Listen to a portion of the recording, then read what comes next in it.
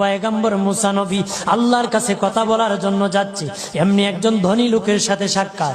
ধনী কয়, মুসা রে, ও মুসা, আমার এত ধন হিসাব রাখতে পারি না, আল্লাহরে জিগাইবানি কি করলে আমার ধন কমবে? মুসা নবী কয়, ঠিক আছে জিগাইব। একজন বৃদ্ধার সাথে একজন মহিলার সাথে দেখা। মহিলা কয়, মুসা কই যাও, কই যাও রে মুসা? মুসা নবী কয়, তোর পাহাড়ে যাব, আল্লাহর সাথে কথা বল।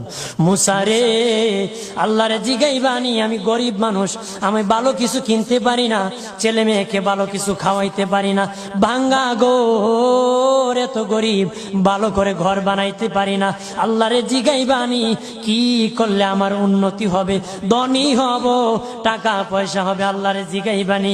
আল্লাহ মুসা নবী কয়, ঠিক আছে, আল্লাহরে জিগাইব, তুমি কেমনে ধনী হইবা? আল্লাহ